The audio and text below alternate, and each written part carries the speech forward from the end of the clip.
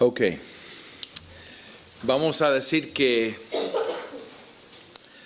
abrimos la Biblia.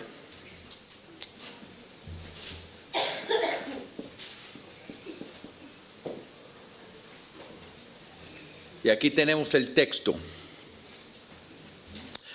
Y estamos en Levítico, vamos a decir. Déjame explicar antes de seguir. Yo vengo de Puerto Rico y mi cultura es similar de Cuba y de la República Dominicana. Nuestros hermanos cubanos están bajo persecución del gobierno y también hay opresión económica y no tienen mucho de comer, no tienen mucho de sostenerse realmente y es una vida muy difícil. La dieta de los cubanos es mayormente arroz, nosotros decimos habichuelas, arroz, habichuelas y cerdo. Sí hay carne, a veces gallina o pollo. Así que esa es la dieta normal. Es posible que un cubano en un día come eso en todo y en otras partes come un poquito. Pero por lo menos el cerdo es parte principal de su dieta. Vamos a decir que somos todos cubanos. ¿Okay? Entonces estamos leyendo Levítico y encontramos el pasaje que dice que no se puede comer el puerco. Ay, ay, ay. ¿Y qué hacemos ahora? No pueden comer carne de res porque no hay. Todo lo bueno va a La Habana, al capital, para los importantes y para los turistas. Así que los cubanos tienen un chiste, que pueden comer carne de res cada 25 años. Y uno pregunta, ¿por qué cada 25 años? Porque si un campesino mata una vaca, tiene que ir a la cárcel por 25 años. Porque todo en el comunismo pertenece al gobierno, hasta la vaca y hasta la leche dentro de la vaca pertenece al gobierno.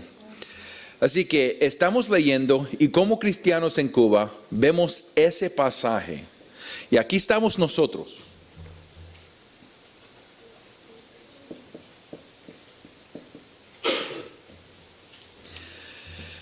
Vemos ese pasaje, lo leemos y ahora tenemos una crisis.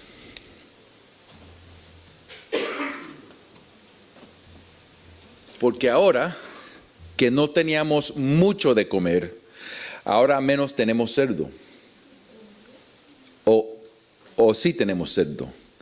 Ahora tenemos que luchar con la Biblia, porque la Biblia dice que no coman el puerco. Es contra la ley de Dios. Ahora, tenemos que entender cómo leer la Biblia. Y antes de aplicar la Biblia a nosotros, tenemos que tomar un paso a qué quiere decir el texto a quién. A la audiencia principal.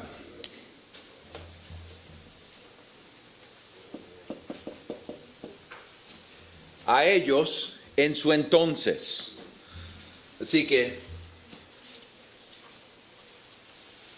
esto es lo que llamamos el contexto. Así que tenemos que entender el contexto.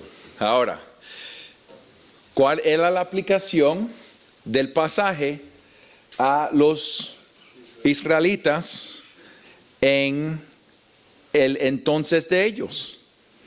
No coman puerco. Así que todavía estamos ahí. Y el problema es que muchas veces leemos la Biblia de esta manera. Tenemos el texto, averiguamos cómo se aplicaba a la audiencia primaria y entonces venimos hasta nosotros y lo aplicamos a nosotros. Y hay muchas veces que el legalismo viene de esa manera. ¿Qué es lo que tenemos que entender?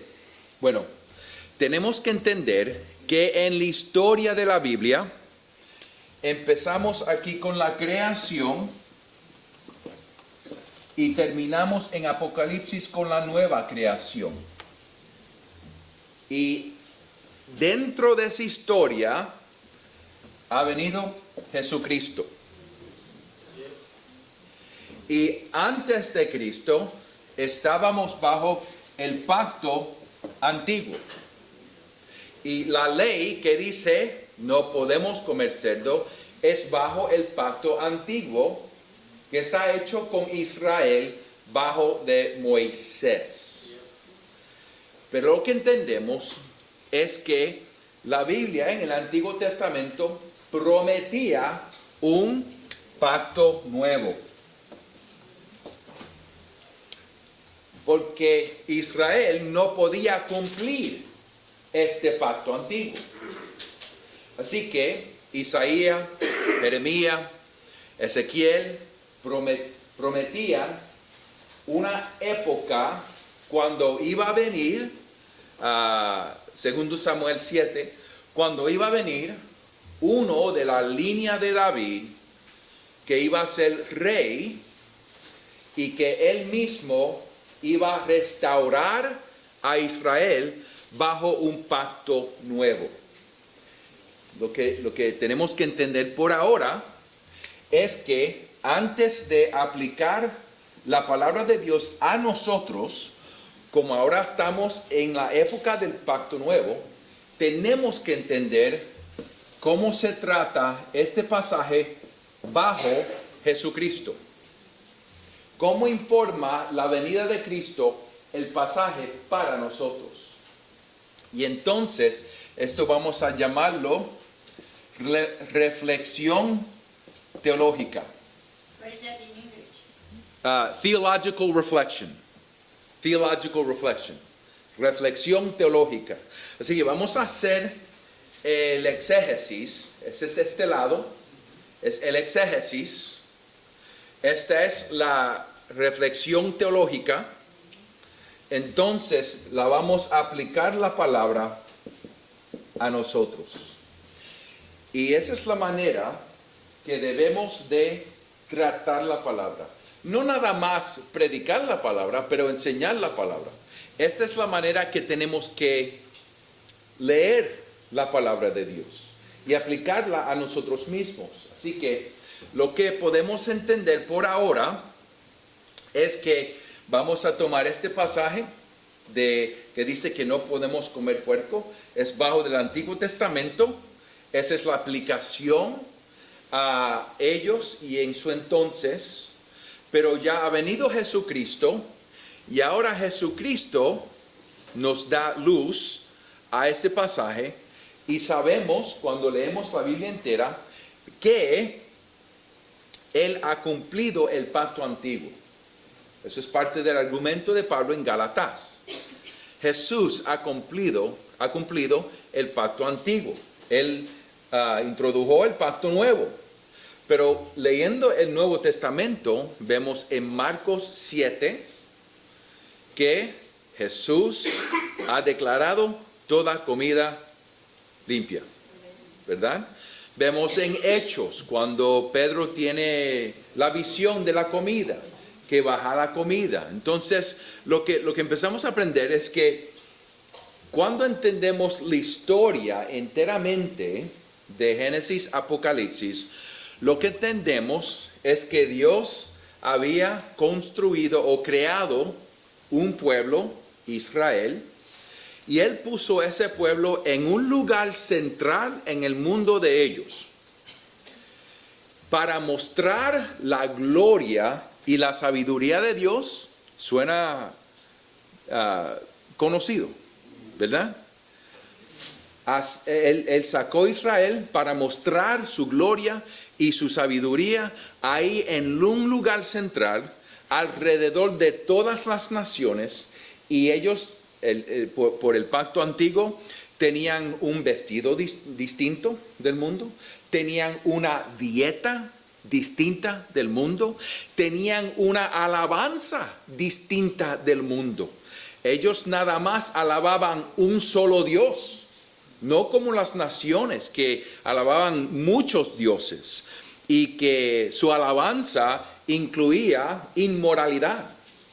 Así que los judíos tenían una dieta distinta, un vestido distinto, una alabanza distinta, tenían un sacerdocio distinto, eran distintos del mundo alrededor de ellos mismos.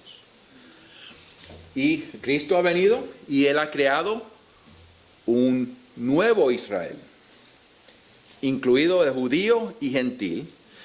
Y este pueblo también muestra la gloria y sabiduría de Dios al mundo alrededor de ellos.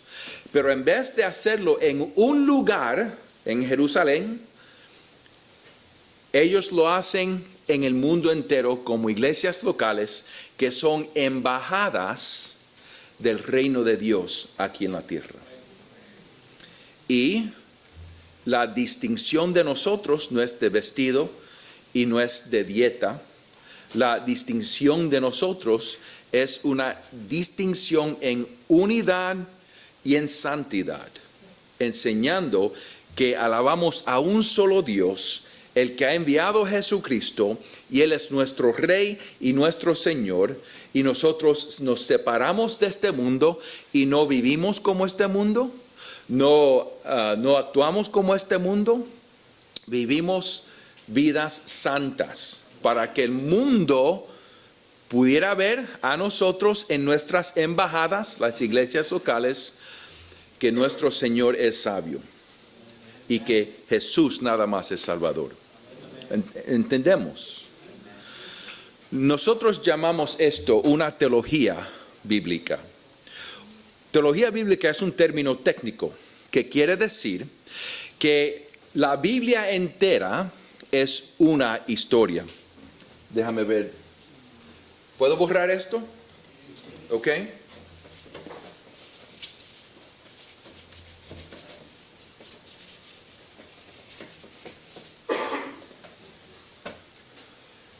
La Biblia contiene 66 libros, escrita por unos 2000 años y pico, por diferentes autores, pero es una historia nada más, de Génesis a Apocalipsis. Ahora, y esta es la historia de Dios acerca de su Hijo Jesucristo.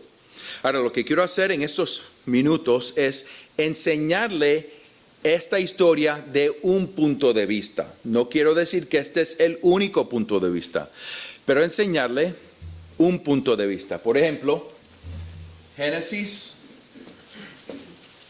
1, 26 a 28. Alguien lea, por favor, Génesis 1, 26 a 28.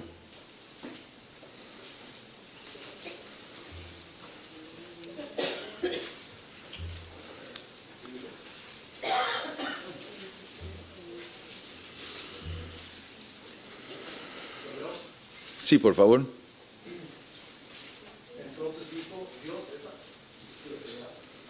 dijo Dios, hagamos el hombre a nuestra imagen, conforme a nuestra semejanza, y señoree en los peces del mar, en las aves de los cielos, en las bestias, en toda la tierra y en todo animal que se arrastra sobre la tierra. ¿Continúo? 26 a 28. Y creó Dios al hombre a su imagen, a imagen de Dios lo creó, varón y hembra los creó. Y los bendijo Dios y les dijo, fructificad y multiplicad, llenad la tierra y soñarán en los peces del mar, en las aves de los cielos y en todas las bestias que se mueven sobre la tierra. Okay. Amén. Aquí vemos que Dios creó a Adán con propósito de tener dominio sobre la tierra enteramente. Vemos que Él está creado a la imagen y la semejanza de Dios, pero Él no solo, la mujer también. Aquí vemos una igualdad entre hombre y mujer. Vemos que el hombre y la mujer están creados como imagen de Dios y la semejanza de Dios para tener dominio sobre la tierra. Y lo que vemos es que aquí Adán y Eva están creados para son hijos de Dios y son vicerreyes de Dios. Por ejemplo, el propósito de Dios es crear una humanidad a través de cual Él va a enseñar su reino y su sabiduría y su carácter. Así que Adán y Eva, aquí tenemos el tema del rey. Son hijos de Dios, y vemos que están creados a su imagen y a su semejanza. En Génesis 2, alguien lea el 2 y 15.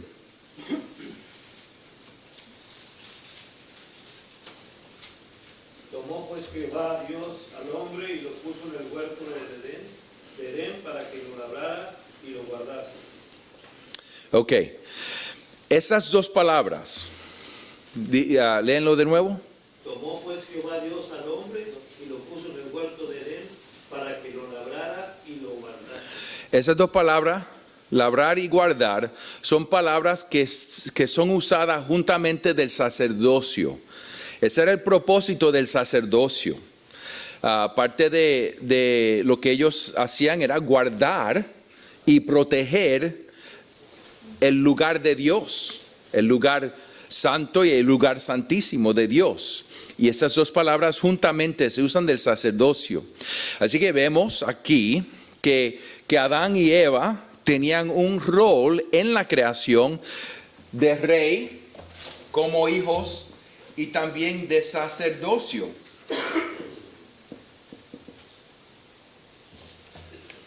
Y también vemos en este Génesis 1 y 2 el tema de misión. Por ejemplo, en Génesis 1, 26 a 28, vemos que juntos ellos iban a llenar la tierra ¿de qué? ¿De qué? De hijos, hijas que reflejan la imagen de Dios. Así que lo que vemos aquí desarrollando en los primeros 2 capítulos de la Biblia es que Dios creó a Adán y Eva para ser sus representantes en esta tierra. Ellos eran los representantes de Dios, del reino de Dios, y ellos iban a cumplir su rol como reyes, sacerdotes en la presencia de Dios, hijos y hijas de Dios, y a llenar la tierra enteramente de la imagen de Dios, o podemos decir de la gloria de Dios. Esa era la misión de Adán y Eva, llenar el mundo entero de la gloria de Dios, hijos y hijas que reflejan la imagen de Dios. Ahora, lo que vemos es que en Génesis 3 se rebelaron de Dios y Dios los sacó del lugar. Ahora, porque no tenemos mucho tiempo, alguien por favor lea Éxodo 19, 1 al 6. Éxodo 19, 1 al 6. En el mes tercero de la salida de los hijos de Israel de la tierra de Egipto, en el mismo día llegaron al desierto de Sinaí. Habían salido de Refidim y llegaron al desierto de Sinaí y acamparon en el desierto, y acampó allí Israel delante del monte. Y Moisés subió a Dios, y Jehová lo llamó desde el monte diciendo: Así dirás a la casa de Jacob y anunciarás a los hijos de Israel: Vosotros visteis lo que hice a los egipcios y cómo os tomé sobre alas de águilas y os he traído a mí. Ahora pues, si diereis oído a mi voz y guardareis mi pacto, vosotros seréis mi especial tesoro sobre todos los pueblos, porque mía es toda la tierra. Y vosotros me seréis un reino de sacerdotes y gente santa. Estas son las palabras que dirás a los hijos de Israel. Amén. Así que es lo que vemos. Aquí tenemos a Adán. Y aquí tenemos Israel. ¿Y qué es lo que vemos? Vemos los mismos temas, ¿no? Ellos son hijos de Dios. Éxodo, creo que es Éxodo capítulo 4. Y vemos que junto ellos iban a ser un sacerdocio como royal, así se dice, real, un sacerdocio real, juntamente. Así que de la misma manera que Adán y Eva estaban creados para estar en el lugar de la presencia de Dios, a reflejar al reino de Dios en la tierra y a multiplicar la imagen de Dios, vemos que Israel estaba escogido como el tesoro especial de Dios de todas las naciones para ponerlos en un lugar central, la tierra prometida, como un sacerdocio real, hijos de Dios, para la misión a reflejar el reino de Dios a todas las naciones. Pero ¿qué es lo que vemos? Que de la misma manera que Adán falló, Israel falló. Y los profetas prometen, vamos a ponerlo de esta manera, profetas prometen que va a venir un rey, segundo de Samuel 7, de la línea de David, que va a tener un reino eterno. Él va a tener un gobierno eterno. Vemos también que va a ser hijo de Dios. Isaías,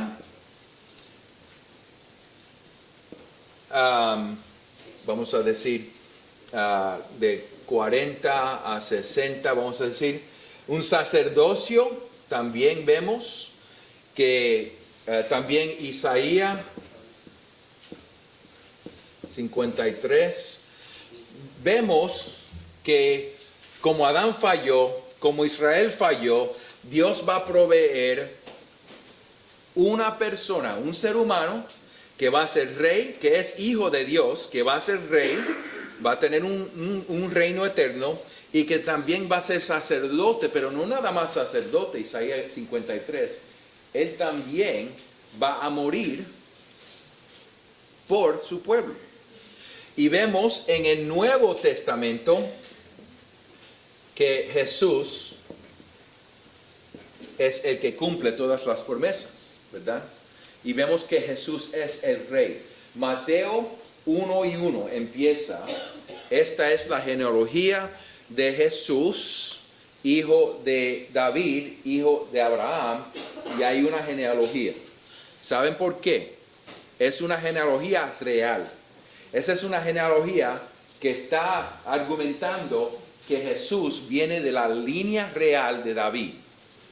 Él es el rey real. Y no nada más es el rey real. Mateo argumenta que Jesús es el Hijo de Dios, Hijo de Israel, Israel verdadera, y Él toma los pasos de Israel de nuevo para deshacer todos los fallos de Israel. Y vemos que Él está bautizado. Por ejemplo, en Mateo 2:15, vemos que Él regresa a Egipto para cumplir Osea 11:1, que de Egipto salió mi hijo. Aquí está la conexión de hijo. Israel era el hijo de Dios, Adán era el hijo de Dios, Jesús es el hijo de Dios que Él envía a Egipto para sacarlo de Egipto, y Jesús representa a Israel. Él es el hijo de Dios, Él es el hijo real de Dios, Mateo 1, el hijo de Dios, Mateo 2, que sale de Egipto, y él pasa por el río Jordán, y en el capítulo 4, Él pasa por de nuevo todas las tentaciones de Israel que pasaron por 40 años. Está 40 días y 40 noches. ¿Por qué? Porque Israel estaba caminando 40 años. Él está deshaciendo todos los fallos de Israel.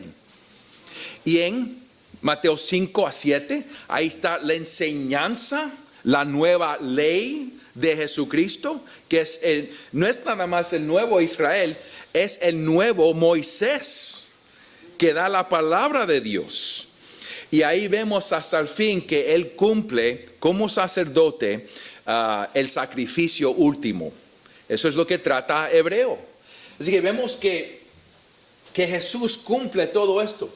Jesús es la imagen verdadera de Dios, ¿verdad? Colosenses 1:15. Él representa a Dios, y él mismo es Dios.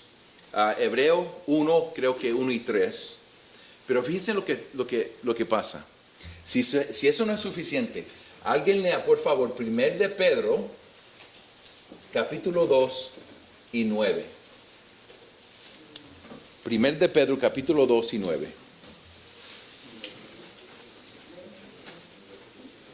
Pero ustedes son linaje escogido, real sacerdocio, nación santa, pueblo que pertenece a Dios, para que proclamen las obras maravillosas de aquel que los llamó de las tinieblas a su luz admirable. Amén. Qué increíble, ¿verdad? Está citando Éxodo 19, pero lo está aplicando a la iglesia. Que ahora nosotros somos el tesoro especial de Dios. Nosotros, a través de Jesucristo, somos el sacerdocio real puesto en este mundo a glorificar a Dios y enseñar su sabiduría para que el mundo entero pudiera ver que nuestro Dios es sabio. Y para que glorifiquen al Señor. Qué interesante, ¿verdad? Dios nunca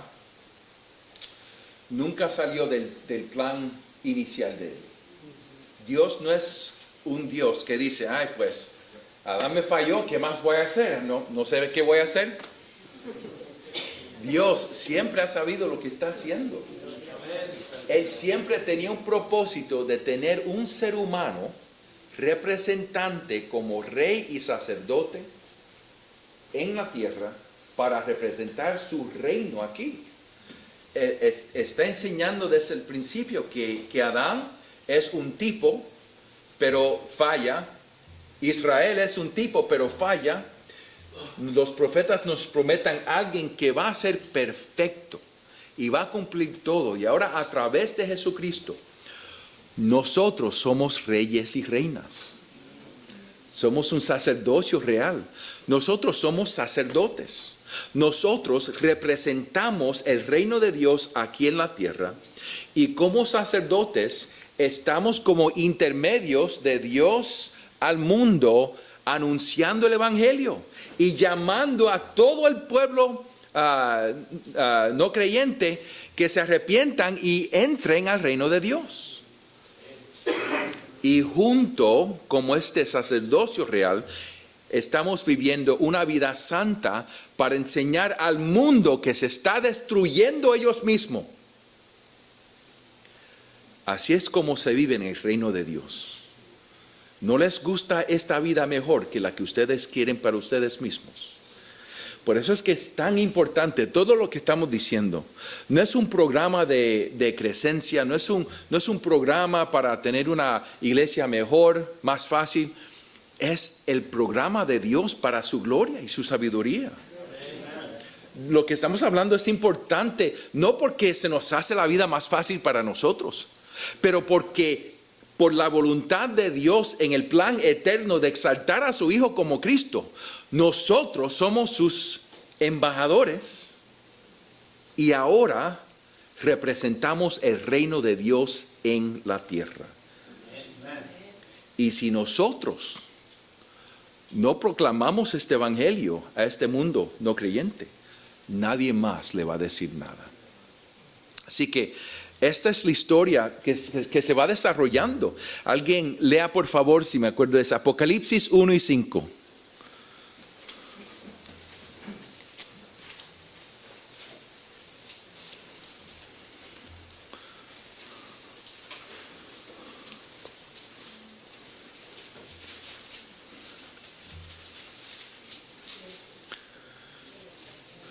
Apocalipsis 1 y 5. Sí. Dice así la palabra del Señor: y de Jesucristo, el testigo fiel, el primogénito de los muertos y el soberano de los reyes de la tierra, al que nos amó y nos lavó de nuestros pecados con su sangre. Ok, a lo mejor no fue ese. Déjame ver si lo encuentro. Sí. ¿Cuál es ese? ¿El 6? Ok, por favor, el 6 también. Y nos hizo reyes y sacerdotes para Dios su Padre. A él sea sea gloria e imperio por los siglos de los siglos. Amén. Amén. Así que nos podemos fijar que la historia de la Biblia es una sola historia. Empieza en Edén. Empieza el hombre y Dios viviendo juntos. Entonces el hombre es separado por el pecado, pero Dios siguiendo buscando al hombre para traerlo dentro de su reino, últimamente a través de Jesucristo. Y ahora en la iglesia Él ha hecho esta obra, y últimamente terminamos como el principio, hombre y Dios morando juntos en el mismo lugar. Y aquí al fin vemos imágenes del huerto y de la ciudad Jerusalén. Así que por siempre vamos a vivir en la presencia de Dios, en el huerto eterno y el nuevo Jerusalén. Así que vemos que la Biblia, aunque está escrita por más de 2000 años, por diferentes autores, 66 libros del Antiguo y el Nuevo Testamento, es nada más que una sola historia. Es la historia de Dios que enseña su reino, su amor, su gracia, su misericordia, su justicia, su ira. Él lo enseña a través de un rey ser humano que es sacerdote, que va a llenar la tierra de su gloria. Y vemos que últimamente se cumple en Jesús, que es el rey verdadero y sacerdote último, que llena la tierra de su gloria, no teniendo hijos biológicamente, pero hijos espiritualmente. Así que la gran comisión sigue el propósito de llenar la tierra de hijos y hijas de Dios que reflejan su imagen a través del Evangelio. Esta es la historia. Esto es lo que llamamos la teología bíblica. Y esto es lo que Dios ha revelado para nosotros. Esta es la revelación de Dios para nosotros. Y tenemos que entender que solo esta palabra de Dios da vida.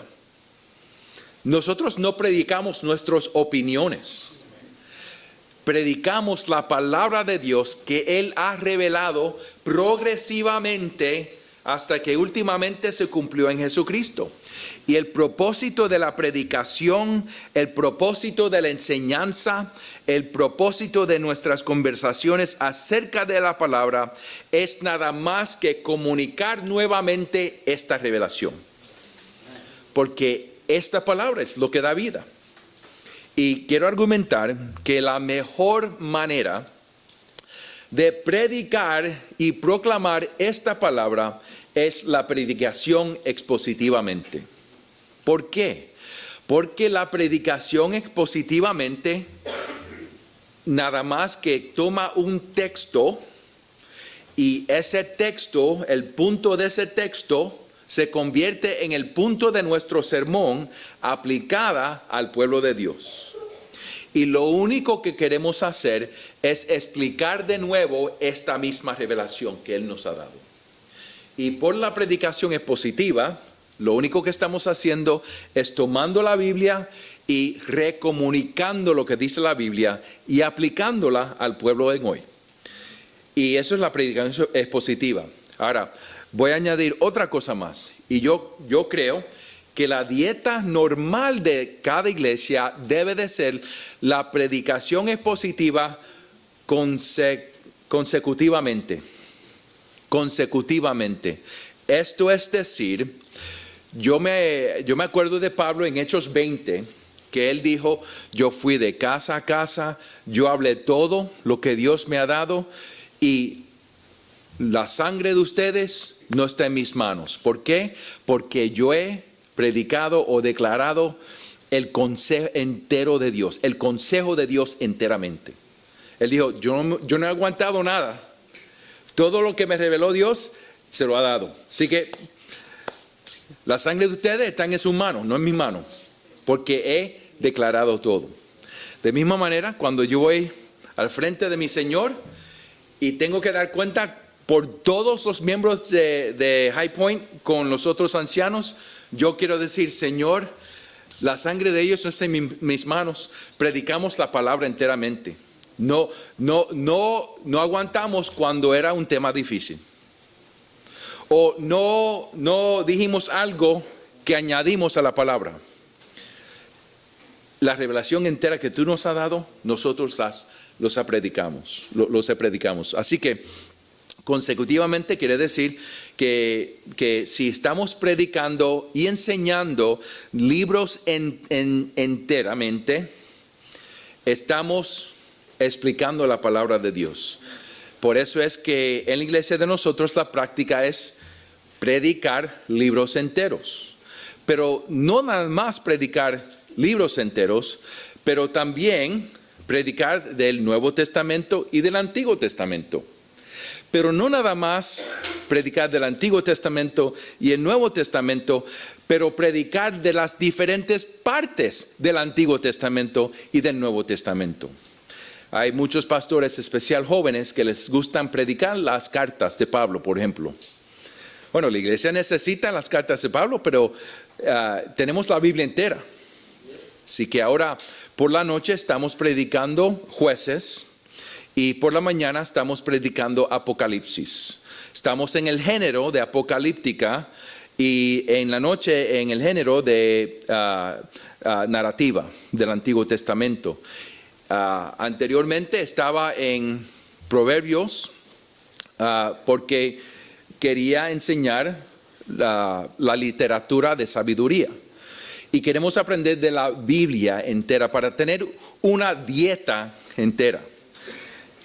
Mi hija, que tiene 19 años, ella creía que podía sobrevivir en pan nada más. Le encantaba el pan y el azúcar. Y se comía pan y se comía chocolate, azúcar, dulce, de todo. Y parece que su cuerpo no podía soportar pan y azúcar. Y en la providencia del Señor, ahora no puede comer pan, porque tiene una alergia al gluten. Y ahora el azúcar le da un dolor de cabeza. Gloria a Dios. Pero ahora tiene que comer una dieta que es más saludable. Es lo mismo en la iglesia de nosotros. No podemos nada más que comer azúcar de la Biblia o pan. Y también es bueno tener un bistec de carne de res, pero un bistec de carne de res todas las noches. Así que el Espíritu Santo es sabio y nos ha dado la palabra y Él ha desarrollado la palabra. Y si estamos predicando la palabra enteramente, consecutivamente, estamos enseñando de la manera que el Espíritu ha desarrollado su palabra, la revelación de Dios. Y por eso es que yo estoy de la convicción que la predicación expositiva es la manera mejor de enseñar la palabra, porque la palabra nada más da vida. Así que tenemos que predicar la palabra. Entonces vamos a predicar la palabra de la manera que el Espíritu ha revelado la palabra. Amén. Y últimamente tenemos que predicar Cristo de cada parte de la Biblia. Si me creen mi argumento y vieron que estamos bajo del nuevo pacto, tenemos que llevar cada texto primero a la audiencia primaria. Entonces, hacer reflexión teológica para entender en qué nos ayuda Cristo a entender este pasaje. Antes de aplicarlo a nosotros, tenemos que predicar a Cristo de cada parte de la Biblia, cada pasaje, cada sermón debe de apuntar a Cristo, porque Cristo cumple cada parte de la Biblia. Amén. Así que en cada sermón el evangelio debe estar claro. En cada sermón, un no creyente se debe de poder salvar porque el evangelio está presente. Ahora, déjame dar un ejemplo. Entonces vamos a tomar un tiempo para preguntas y respuestas. Y le voy a dar toda la respuesta a Giancarlo.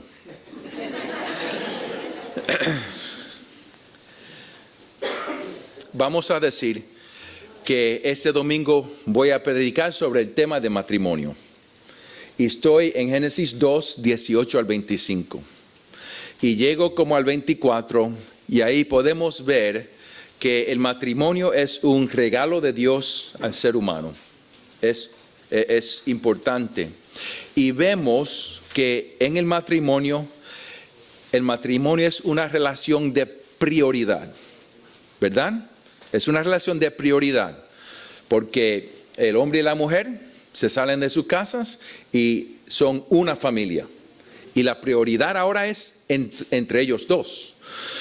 Pero también vemos que es una relación personal. Vienen los dos y se unen en una persona. Es personal. También vemos que no es nada más una relación de prioridad, no nada más una relación personal, pero es una relación permanente. Es un hombre y una mujer en este pacto matrimonial para siempre. Pero también últimamente vemos que no tenían vestido y no se sentían culpables. Así que yo llamo eso una relación de paz. Tenían paz, no había conflicto de entre ellos, porque no había culpa. Ahora, he predicado un sermón de 4 puntos. Un buen sermón, ¿verdad? Por favor. Sí, claro. Pero ¿fue una sermón cristiana? Yo pienso que no. Porque yo puedo predicar esa misma sermón en una sinagoga y puedo predicar esa misma sermón en un mezquita. Porque los judíos también creen en matrimonio, que es una relación de prioridad personal, ¿verdad? Una relación permanente y de paz. Los judíos también, pero no es un sermón cristiano. ¿Qué es lo que hace ese sermón un sermón cristiano? Es entender que la Biblia empieza con un matrimonio y termina con un matrimonio. Apocalipsis 19. Y que desde el principio el propósito del matrimonio ser humano era apuntar a Cristo. Y eso es lo que dice Pablo en Efesios capítulo 5. Al fin, como el 31, 32, 31, algo por ahí. Él dice ahí que este misterio es grande. Entonces él cita Génesis 2 y 24 creo que es. Y él está hablando no del misterio del matrimonio ser humano, pero el misterio de Génesis 2, que dice que en el primer matrimonio ya Dios tenía en mente el matrimonio eterno de Jesús con su iglesia.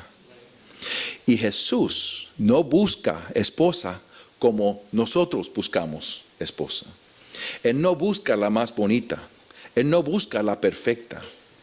Él busca la que el mundo ha rechazado. Él busca la que no quiere a nadie. Él busca la que está abusada. Él busca la que está corriendo atrás de otros amorantes.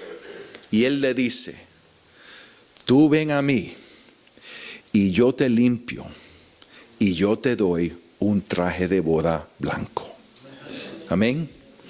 Eso es un sermón cristiano. Así que tenemos que predicar la Biblia enteramente, pero tenemos que predicar a Cristo de toda la Biblia. Y de esa manera vamos a predicar con poder, con claridad, de manera que vamos a exaltar a Jesucristo como Rey de Reyes y Señor de Señores, porque este es el plan eterno de Dios. Amén. Okay.